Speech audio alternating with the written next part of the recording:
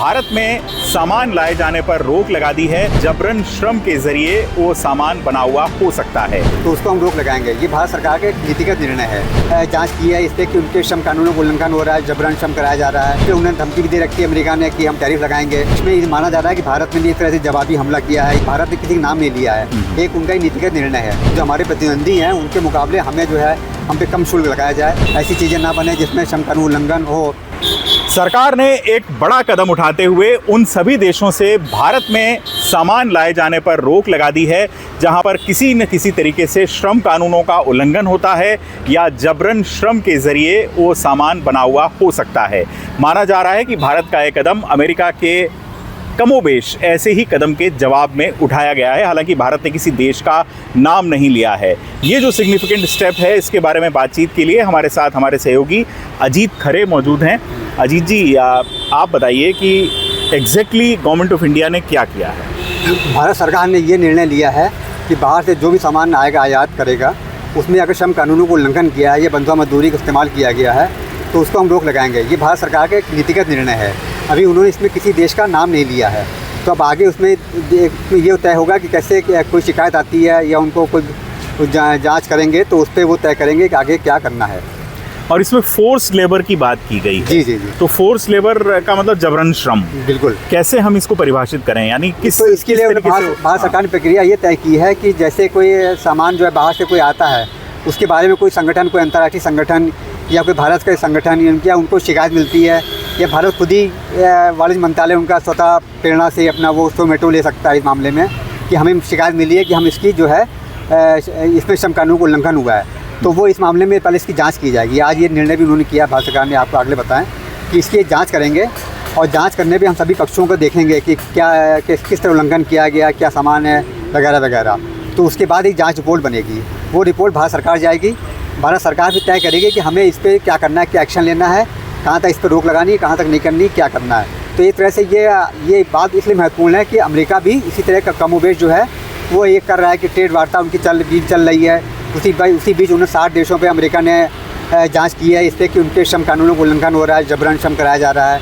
उसमें भारत भी शामिल है, चीन भी है, पाकिस्तान भी है। उस पर उन्होंने धमकी भी दे रखी है अमेरिका ने कि हम टैरिफ लगाएंगे।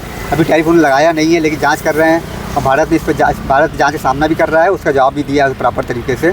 तो वो उसी परिप्रेक्ष्य में माना जा रहा है कि भारत ने भी इस तरह से जवाबी हमला किया है, जवाबी दहला दिया है।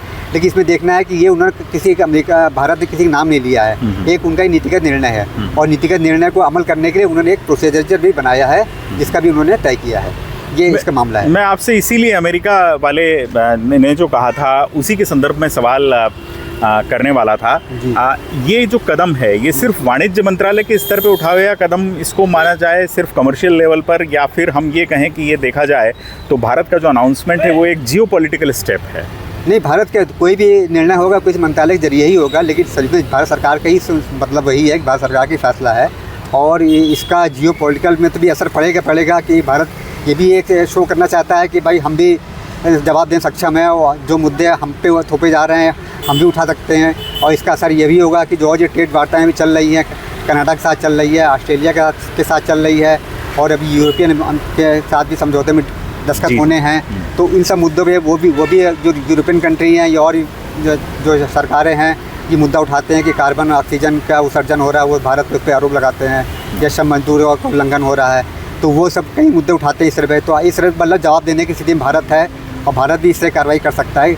तो उस पर ये बड़ा इम्पॉर्टेंट महत्वपूर्ण निर्णय माना जा रहा है और इसमें यह है कि बाकी व्यापार वार्ताओं पे भी इस पर कुछ ना कुछ असर पड़ेगा।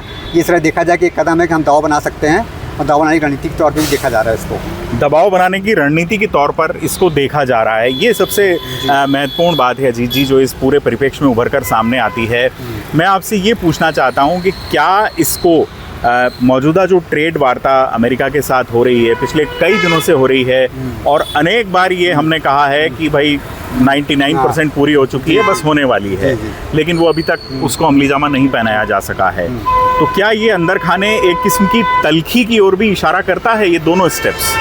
नहीं, तल्खी की बात तो नहीं कही जा सकती। कुछ इशू हैं जिस पे अभी सेटलमेंट होना है।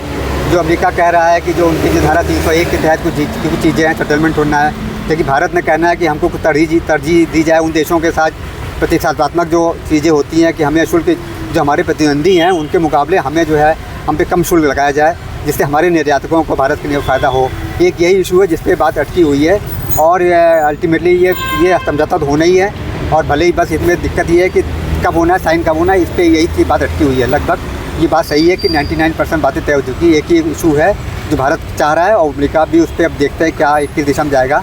लेकिन माना जा रहा है कि भारत ने इस देश पे ये जो फैसला किया है उससे लगता है कि होता है अमेरिका भी इस पर क्लियर डेट जल्दी हो जाए। और अभी तो उनके अमेरिका के भी प्रतिनिधियों ने कहा कि नहीं, हम बिल्कुल प्रतिबद्ध हैं समझौते के लिए और हम भी चाहते जल्दी हो। भारत ने भी कहा है और केंद्रीय मंत्री पीयूष गोयल ने भी बात कही कि जो है समझौता जल्दी हो जाएगा। यानी टफ नेगोशिएटर साबित हो रहा है भारत। ये टफ, जैसे उन्होंने कहते पहले भी कह चुके हैं, क्या नाम है, राष्ट्रपति डोनाल्ड ट्रंप जी कह चुके हैं कि भारत एक टफ नेगोशिएटर है, मोदी टफ नेगोशिएटर है। तो बात समझ लीजिए कि हम लोग भी कड़े सौदेबाजी करने के लिए जाने जाते हैं, क्योंकि व्यापार का मामला है, कारोबार का मामला है और अंतर्राष्ट्रीय कूटनीति का और राजनीति का मामला भी है। तो जाहिर सी बात है कि भारत भी पीछे हटने को तैयार नहीं है। मेरा अंतिम सवाल आपसे संक्षेप में जवाब दीजिए कि ये पूरा जो टैरिफ वॉर हुआ पिछले दिनों, यूएस ने जिस तरीके स्टेप्स उठाई पिछले कुछ समय से, कुछ महीनों से ये चल रहा है, इस पूरे एपिसोड में भारत के लिए सीखने के लिए क्या है? ये भारत के सीखने के लिए जैसे बताया ना कि टफ नेगोशिएटर की बात कर ही रहे हैं कि यहाँ से भी हमारे जो वार्ताकार है व्यापार के वो वार्ता करते हैं। एक इशू की बात हो रही है, हम लोग को जो दबाव बनता है भारत पे कि कृषि क्षेत्र खोल दिया जाए, डेयरी सेक्टर खोल दिया जाए और जो श्रम कानून और कड़े किए जाएँ, ऐसी चीज़ें ना बने जिसमें श्रम कानून उल्लंघन हो। फिर एक दूसरा मुद्दा आता है जब बहुत तमाम देश हम लोग लगाते हैं कि आप कार्बन उत्सर्जन कर रहे हैं, ये प्रदूषण का मामला बनता है। इस सब मामलों भारत अपना पक्ष रखता है और कुछ चीज़ों में रियायत देता है, कुछ चीज़ों में कड़ारोकी अपनाता है। तो जाहिर बात है भारत इस मामले में बहुत ही एक कहते कुशल एक वार्ताकार के तौर पर और अपनी टफ नेगोशिएटर के तौर पर अपनी बात रखता है। और जाहिर बात है अभी आप देखें कल जो यूके के साथ जो समझौता हुआ है भारत को वहाँ से बल्कि आज 15 जुलाई से लागू हो गया है, तो इस तरह भारत के अच्छे पक्ष में भी है। और इसका बात ये भी है कि वहाँ के ब्रिटेन के भी वहाँ के लोग भी क्या सरकार के लोग प्रतिनिधि कह रहे हैं, विपक्षी लोग कह रहे हैं कि भारत को ज़्यादा फ़ायदा हुआ है और हमको कम फ़ायदा हुआ, मतलब इंग्लैंड को कम फ़ायदा हुआ है। तो जाहिर बात है कि ये समझौता भी बहुत अच्छे है। तो जाहिर बात है ये टफ नेगोशिएटर या उस पर अच्छी वार्ताओं का नतीजा है कि हम लोगों ने बेहतर जवाब दिया है।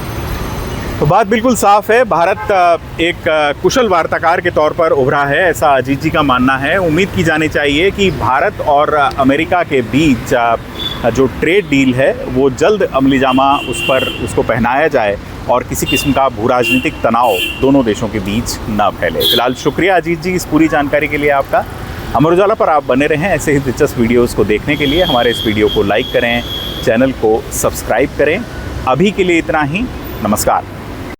अगर आप ये वीडियो YouTube पर देख रहे हैं तो हमारे चैनल को सब्सक्राइब कर बेल आइकन दबाएं और Facebook पर देख रहे हैं तो हमारे पेज को लाइक करें।